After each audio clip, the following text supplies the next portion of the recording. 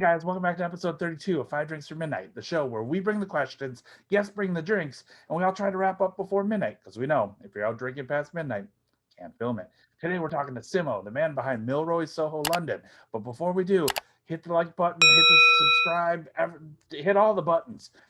Really help us out. Thanks. All right, Simo, thank you so much for joining us. 5 Drinks for Midnight, 5 drinks, 5 questions, midnight, whatever comes first.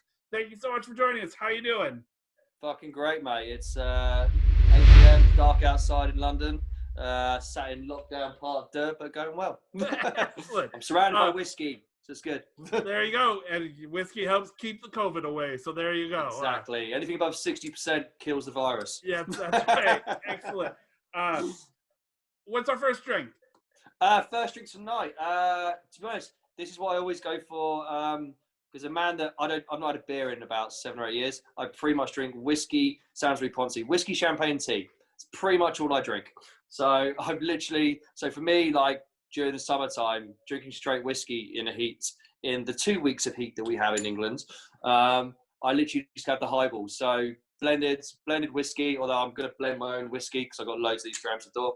And then, just a nice blended whiskey soda. It's like the perfect starter drink. It's pretty much what I drink during the day in the office as well.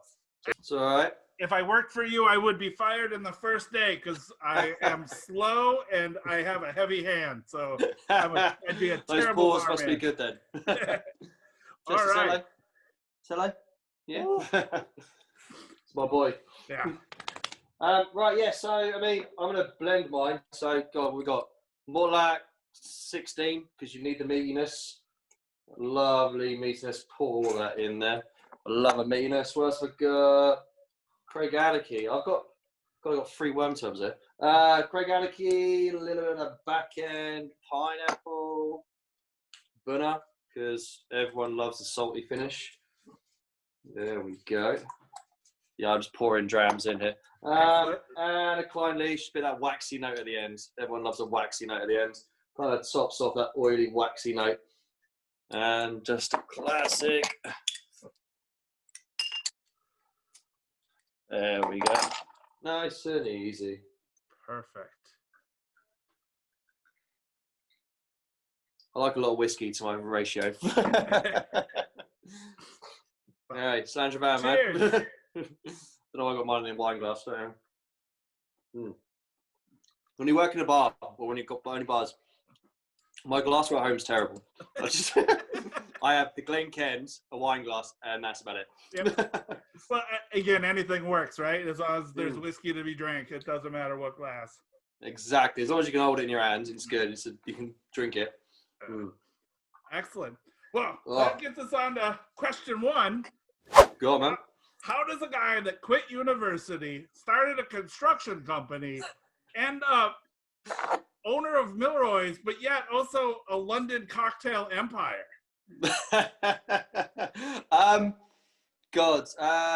Yeah, I mean, I was supposed to do chemical engineering at Imperial, and it all started going wrong from there, basically, because I remember going around and it looked boring as shit, and they're like, it's 50 hours a week plus lab time, and I was this 18-year-old kid. I was like, I just want to go to university and get drunk and just have fun.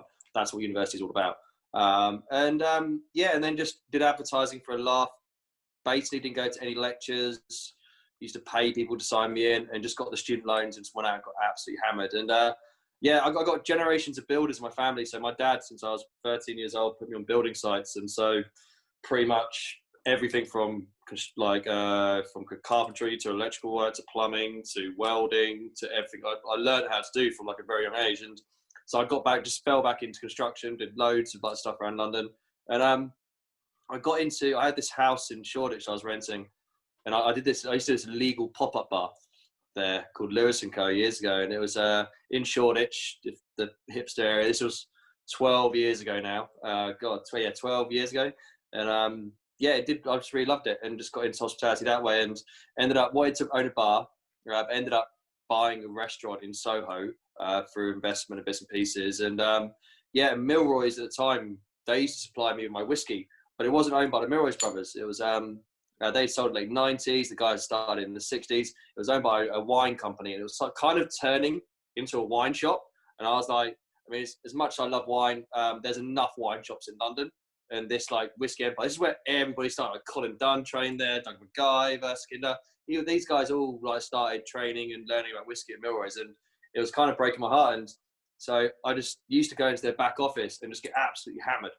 And I remember the exact whiskey. It was a company called Carnmore, Morris and Mackay, indie bottler, and they had a Bunnahabhain, a 1989 Bunnahabhain single cask, bottled in what was then 2014. And I was like, this doesn't taste like any Bunnahabhain I've ever had in my life. I loved it. And it was a single cask, only like 200 bottles in existence. And it was cheaper than the age statement equivalent. And I was like, why don't people do more of this? And then in the end, I literally sold my restaurant there and then. And 2 months later, I brought Milroy's. And that's how I got into whiskey. I got through whiskey for independent bottlings. Absolutely fell in love with it. Ripped all the wine for shelves. Just put loads of whiskey back in there. And it's funny because I have the worst palate for food in the world. Like I used to get my chefs to make me beans on toast. It was a horrendous palate. My missus hates me. She calls my diet very beige because everything is just an off color of beige. You know, if there's greens in there, it's very rare for me. I got more green in my plant life around here than I do on my plate. And I just kind of, but whiskey palate just suddenly opened up. And I was like, this is incredible. And I started sort of tasting the nuances between whiskey and just fell in love with it. And then, just redid Milroy's, put a whiskey bar in there, like 300 whiskeys. But the whole idea was I didn't want one of those bullshit whiskey bars because I used to get turned down in the whiskey bars in London. It's a very different scene in America. In America, it's like everyone drinks whiskey. That bourbon is a drink of the people.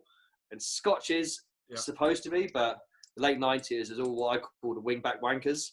There's all those old, big white guys just like, whiskey's for me and smoking jackets. And I got looked down upon because I'm essentially a tattooed hipster. And I just wasn't allowed in these bars. And I was like, you know what, this is bullshit. And just brought Milroy's to what it is, just a fun Soho whiskey joint where everybody can come and drink whiskey, and did well. And then I met a guy called Chris Tanner who used to run the Milk and Honey, set up Portside Parlour, the library in London. And he took over, became director of my cocktail bars. And in the end, today, got 2 whiskey bars, a members club, and 2 cocktail bars as well, and obviously the shop. That's amazing. So, that's a fucking great origin story. So that is just so cool.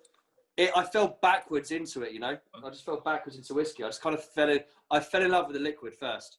For me, it was all about the liquid. That's what I cared about. And I think as you get into it, there's just cut through that marketing bullshit. It's just liquid. It's just a good, solid liquid.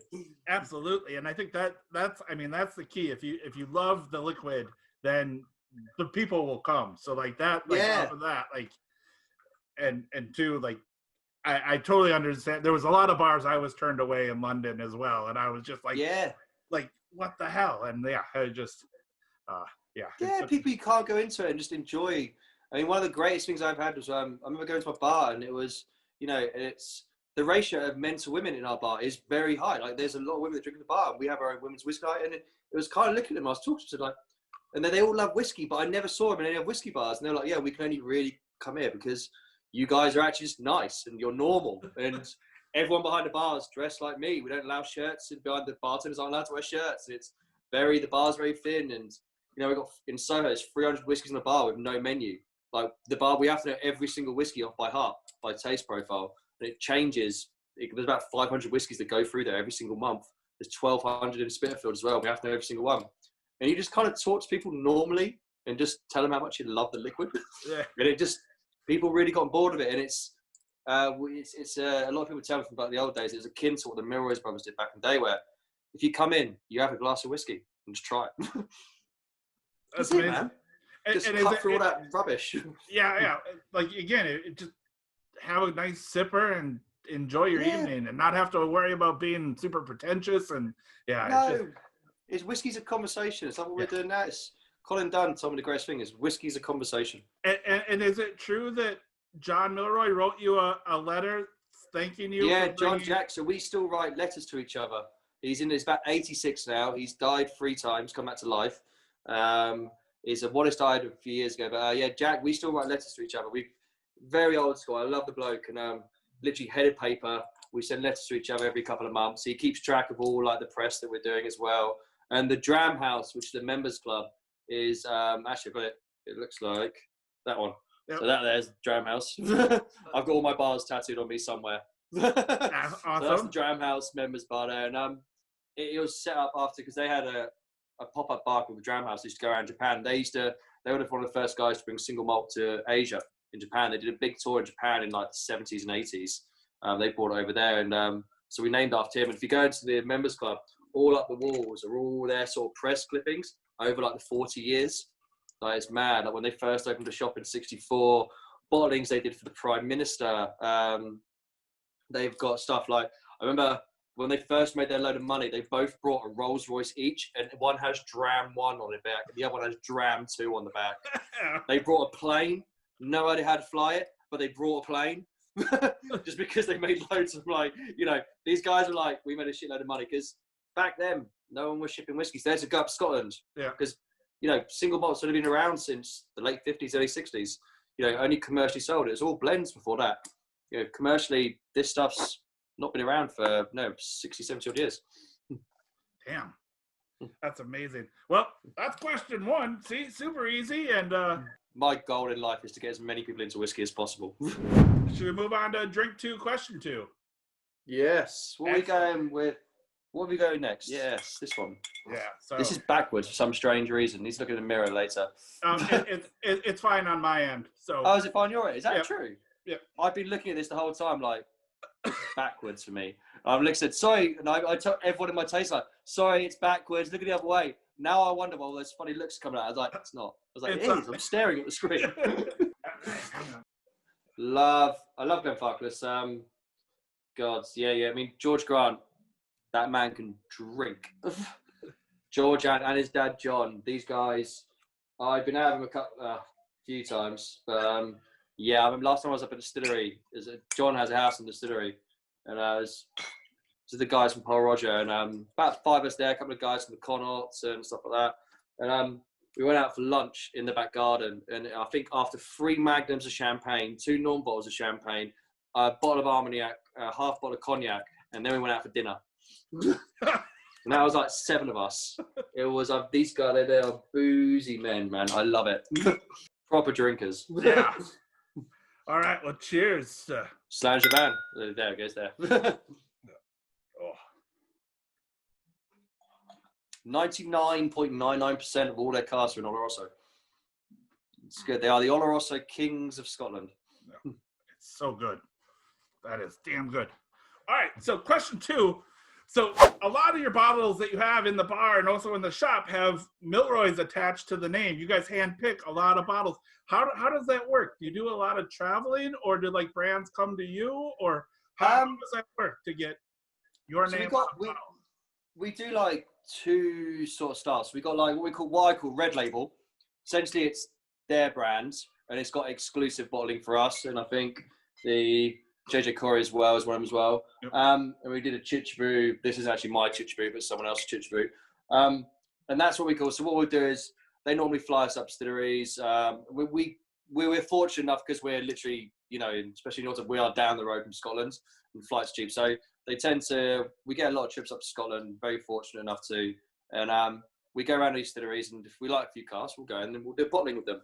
And we've done that with Kilhoman, Glenfarclas, Chichiboo, JJ Corey. I've got Magmira I've done as well, and I've got about 4 or 5 in the pipeline next year. So that's sort of when we go up to distilleries ourselves, and we sort of try a cask, pick our favourite cask, and we bottle it under their name as a collaboration, and it's all exclusive to us. The other side of it is we sort of have a behind the scenes. We sort of buy sort of casks for ourselves, and we sort of we'll buy for ourselves, private customers, blenders as well, and we're sort of very strict on what we do, and so we have a lot of casks that we own, and every now and again we'll buy a parcel of casks, and we'll sort of get samples sent down to us, and we sort of, if we like the sample, we'll keep it and we'll age it a bit longer, or we'll put our name on it. So I think next year I've got a 24-year-old Springbank coming out. I think I may have an old Lefroy coming out next year as well from the 90s.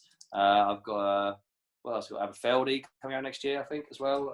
Some bits and pieces. So yeah, it's kind of with the car samples. It's When I go up to the warehouse, it's a bit of a mess. I remember at Kilhoman, we just kind of got into the warehouse and just climbing over casks of the Vlinch, taking stuff out, putting bottles, and I just woke up in the morning with 5 bottles in my pocket still. And then you know they're the good ones. And then I do the secondary tasting of the ones I wake up with, and we sort of pick our favourite ones out of that. And with our own cask samples, we'll probably go through. I mean, the last 4 I did, which was not this year because of COVID, but the year before, I think it was about 120 samples, and we sort of picked on our 4 of our favourites. So last year, I think I did an Ardmore, Blair Athol, Glen Tockus, and we did a blend as well.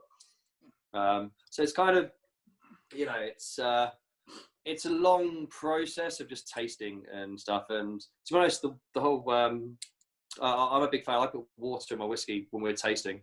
So for us, because there's that little polar molecule, so it sort of strips off the ends of those like sort of long alcohol chains. And so for me, very simple process, like drink it straight, add a bit of water, keep drinking it, add more and more water, and keep drinking. And so it's like 9 parts water, 1 part whiskey. And if you're not getting those really weird, bittery sort of tannic notes at the end, then it's a good solid cask. And we'll like it because it has to hold up on every sort of level as well. That's amazing, amazing. Basically, lots of drinking on a Tuesday afternoon. Sounds terrible. I mean, it's the golden hour. The golden hour whiskey. Golden hour drinking is between 11 a.m. and midday. It's when your palate is the freshest. Before you've had lunch, before you've ruined your palate. So we do a lot of our tastings like during the day. All right, that's amazing. Is there a brand that you'd want to work with to have a private barrel, or? Yeah, I mean, there's. God, I tend not to look at brands. I mean, because we get access to behind the brokerages a lot of casks. So I can. I know some companies don't like these guys, for example, won't let you put the name on the bottle. You have to call it Secret Space Side or whatever you want to call it. Same with Macallan, apart from G&M, they can do it. So I don't know, because for me, it's not really about the brand, it's about the liquid, especially when you go down to a single cask level. I think the brand is almost irrelevant at that point. I think it's more of a case of how good's the liquid, how good is the cask. And, I've had distilleries that I'm not necessarily a massive fan of, but I found a beautiful single cask. Ardmore I never used to be a big fan of, and then I found these 3 casks of Ardmore, which I absolutely fell in love with. And actually, if you saw my Instagram yesterday, I was packing, that's the reason I couldn't do last night. Yeah. I was packing up we did a collaboration with the Great Frogs, the guys that make all my rings. And we did a bottling with them because that was one of my Ardmore casks, and it was fantastic. It's like barbecue on the beach. But never been a big fan of Ardmore before that, but fell in love with these 3 casks. I thought they were amazing. So, yeah, I think brand-wise, I'd love to do... I've done a Japanese on Chichibu. I'd love to do I've never been able to get hold of the cask or even find a cask. It's 90s Yuichi, early 90s, like Yuichi. All right. From Nika. Because I remember having one. It was one of my favourite drams at Golden Promise in Paris. And I'd never seen anyone since. And I was chatting to a couple of the master blenders when they're over, and they said 91, 92 Yuichi was like the best Yuichi they've ever made. And I was like, yeah, I want to buy a cask. It would probably cost me best part of £500,000 buy a cask, but I was like, yeah, maybe I could justify bottling that. But yeah, I think for me the brand is irrelevant. I think it's just the liquid inside. We actually taste our samples blind. I don't really know. I don't want to know what the distillery is. Oh, all right. That's cool. So then, is there something that you look for? Like, again, you said the water tip, which I think is amazing. But is there something that you look for in like that kind of? Yeah. So it's profile. So we've had God, I've done about 4,500, 5,000 different whiskies. In my life, you kind of get a bit. If I've tasted something that tastes like a massive proportion of what I've had before, then I tend to ignore it because it's kind of blunt almost on my palate. It's a bit dull. So I always tend to try and look for just a little bit weird and wonderful and those little nuances. Because at the end of the day, we got to put our name on it and sell it to customers. So we got to tell people why we loved it. I'm not going to put my name on a bottle of whiskey and be like, yeah, it's just good. It's a good solid whiskey. There's lots of good solid whiskies out there. You can go buy it everywhere. I don't need to do that. I remember Mac Mirror is like a great example. I remember going over there. I fell in love with their cask program. It was all about, tiny 50-litre casks that they mature in. And it's, we got a Cloudberry wine cask, which is like exclusive to the Cloudberries are exclusive to the region. And I found an ex-champagne cask with a PX. And we end up getting about 60 bottles yield out of these things. Only about 500 ml ones as well. And they're all weird and a bit wonderful, but all fantastic whiskey. So I tend to go for that little bit of nuances, that little, something different. Like with this, so the 24-year-old for me, when I found this, it has that great quality of that you get those sherry, very akin to like the 15 actually. Just the right amount of sherry. I think as the 21, it's not. I think there's too many sort of third and fourth fill casks in there, but the 15 is the perfect amount of first and second fill sort of sherries. And I found the 24-year-old, and also they've never bottled a 24 ever. This is the first 24-year-old that Glenfarclas have ever bottled. Oh wow! And now we have the patent on the actual on the thing, so we're the only ones allowed to bottle 24-year-old Glenfarclas. And it's just weird little wonderful things like that kind of sets it apart, because when you are London's oldest whiskey specialist, and we're an independent still, it's people come to us for the different and they want to have something different and a bit weird and a bit wonderful. So it's just those lovely, beautiful, nuancey tasting notes that I can pick up that I've not really seen before. All right, so that should move us on to question 3. So we're Irish. We'll go JJ. Well, so you wanted to do this one, but this one, yeah. Don't Which you one, also next one? have this one? Ah, yes, I got that one. So you've got the first one. I've got the second one, because I can't even get any of that. I think I drunk all of mine. So, yeah. On to question 3 then. What's harder, running an illegal pop-up or an actual bar empire? Fuck. Cheers to that.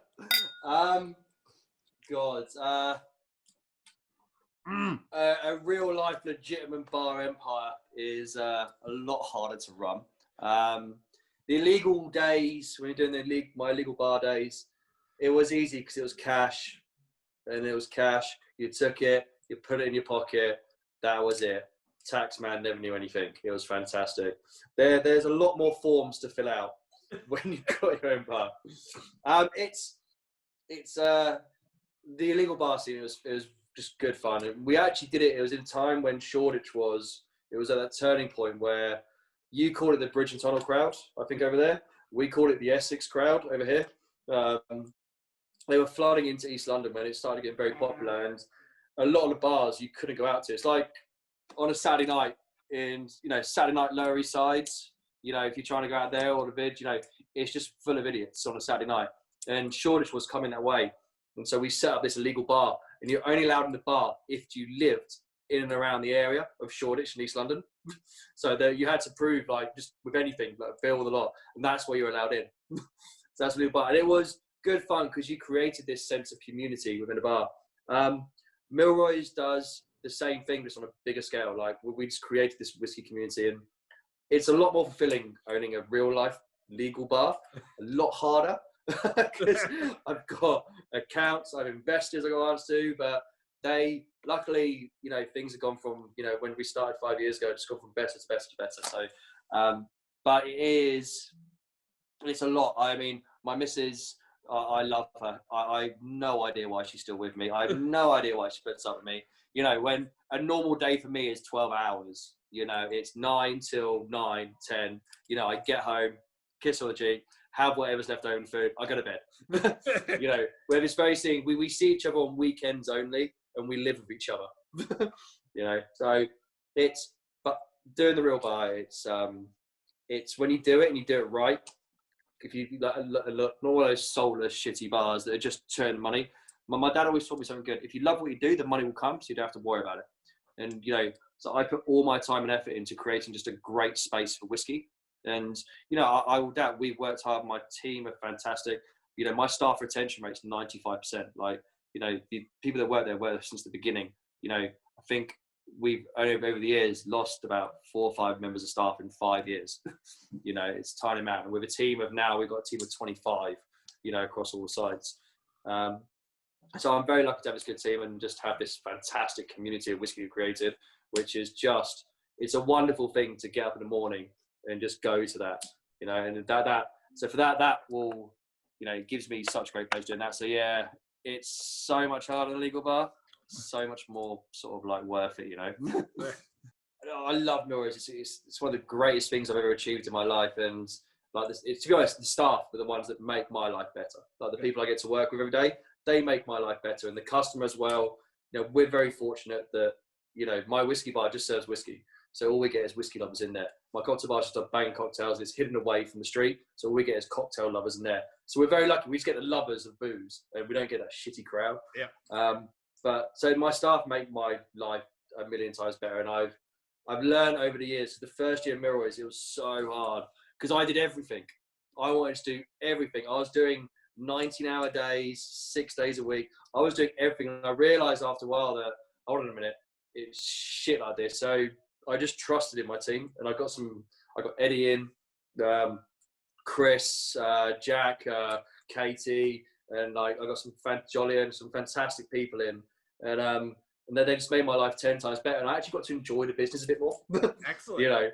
As much as I had to learn how to do spreadsheets very quickly, but when you surround yourself with like the amazing team that I have, like it makes you actually enjoy the company, because that's the hardest thing. There's no point in having a company unless you're going to enjoy it. Yep. No, otherwise it's going to be a failure. All right, so should we move on to question 4?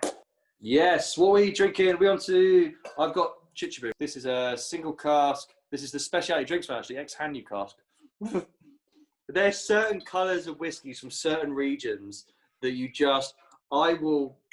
anyone puts an Isla in front of me that's really dark, I'm drinking it right now.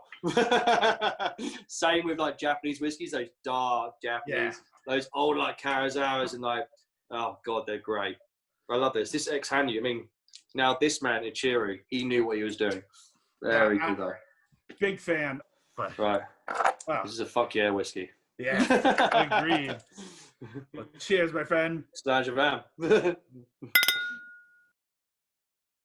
So, our question 4, as we wrap up the night, a little bit closer to midnight, almost. If you could have anybody walk into your bar and you could share a dram with, who would it be? Who would it be?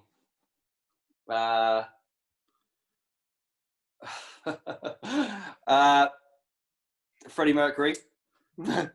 I'm a huge Queen fan. I Want It All is one of my favourite songs. I want it all. Yeah, it's a cross between. I'd be Freddie Mercury or David Attenborough. All right. I reckon they just got. Freddie is, he's an idol of mine. So the reason I love Freddie is because he was this, he's obviously a gay guy from, Indian Persian background, and it was just back then, it just wasn't allowed. And he was one of those what I call the original musicians who he never flaunted what his persona was or anything. All he cared about was the music. All he cared about what he did. All he cared about is what he gave to the people. And, and I love that about him. And he had this beautiful talent. And I think it's a great way to look at, me and my staff and everyone, we have a gift of giving whiskey to people. And that's all we care about. We don't want to use gimmicks or don't want to use anything like that. We want to give this gift of giving to people. And that's all he did as well. He didn't use gimmicks, and I bet he's got some fucking insanely cool stories as well. But yeah, and also to be honest, David Attenborough, I think he's just one of those guys that you wish would run your country, Right. I watched the recent documentary. This fantastic documentary. It was the coolest thing. If you haven't seen it yet, it's great. It's about an hour long. It's the new one on Netflix. I know it's different over there, but it goes across what his life was when he first started doing it over 70 years, what he's been doing, and how it changed it's all about climate change, about what it was like the carbon emissions back then to the amount of people in the world. And it does it over the times. And it's incredible watching it, how much the world has changed. It's a beautiful documentary. I definitely recommend it. Awesome. I will definitely add that to the list. So, what's yours? Honestly, I don't know. I just love sitting in a pub talking to people. Again, and not being the creepy way, but I miss the shenanigans of just sitting down and talking to people, and I just having drinks with people. Like I just Yeah. like hearing people's stories and like just sitting through and like I always go back. I tell the story of when I traveled through Ireland as a tourist. I used to work there as well, but like going through, like I met a guy in Shannon named Shannon, and he worked in the tourist department, and like I just walked into a pub and I just started drinking, and like we were across the bar from each other, and at the end of the night we ended up sitting next together and just having a good time. And he was like, Tim, I thank you so much for everything. He was just like, I have to go. He's like, I work tourism during the day and I sheep farm at night. And I was like, okay, well, that's the most, again, guy from New York. I'm like, you sheep farm at night. And I was like, all right, that's cool. All right. And he's like, at the end, he was just like, what kind of friend are you? And I was like, oh, where is this going? I'm like, is he hitting on me? Did I like, and he was like, are you the type of friend that I can call at 3 a.m. to come bail me out of jail? Or are you going to be the friend sitting next to me going, man, we really fucked up? And like, that's kind of the whole thing. And that's kind of how I take my nights out. It's just like, are you going to be the friend that I can call, or are you going to be the friend sitting next to me? And I just like talking to people and like try to introduce them into some Irish whiskey across the board. And I think whiskey's so good for that. Whiskey is such, I mean, the bar, I all like bars. I mean, I go to a bar and have the best drink of my life, but if the atmosphere's shit, I will never go there again. But I'll go to somewhere that's the best atmosphere in the bar and the shittest drinks in the world, but I'll go there every day of the week. I think once you get, I need good atmosphere in my bars, and you don't need much to do. You just need good people, good music, good staff, good atmosphere, and everyone chatting. I think when you've got that and the atmosphere is so good that you can go in there by yourself. I love that people can go into, there's a handful of bars, like, not including mine, that I can go into by myself, and I can stay there for 3 hours. I can talk to people, and that's what I love, and that's the measure of a good bar for me, is when you can go in there by yourself and still have fun and still talk to people. Because fortunately, there are a lot of dickheads in the world that, that make bars shit. And so people are on edge. People just have this preconceptions a lot of time, which rightly so, unfortunately.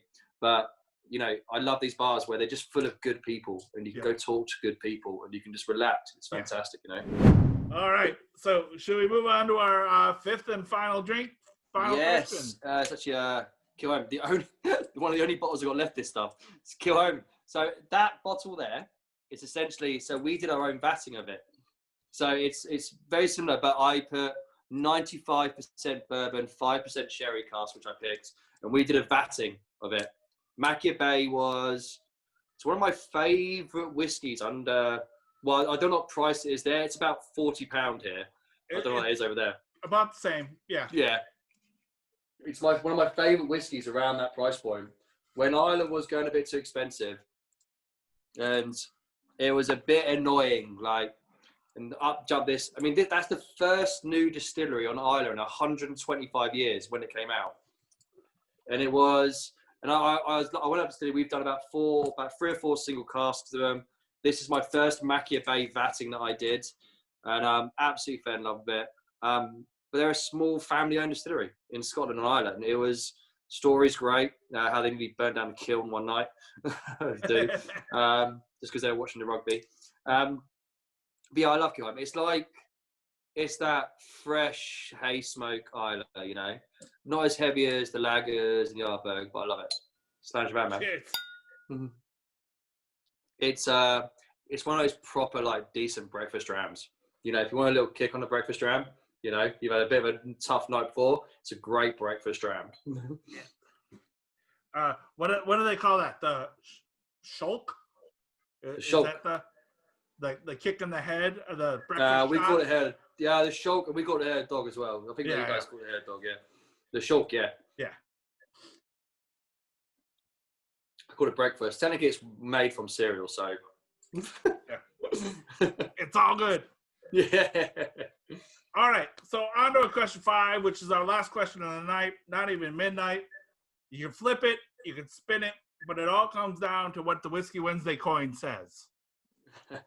So, question 5: is it true that no one knows who Martin is because you killed him and hid his body in the HS2 site. Fuck yeah. How did you find out? I've not heard that name for about 15 years. Yeah. And again, we don't need to explain who Martin is. It's just the question. So, Simo, thank you so much for joining us. 5 drinks or midnight. 5 questions. Thank you very much, 5 drinks. Thank you so much.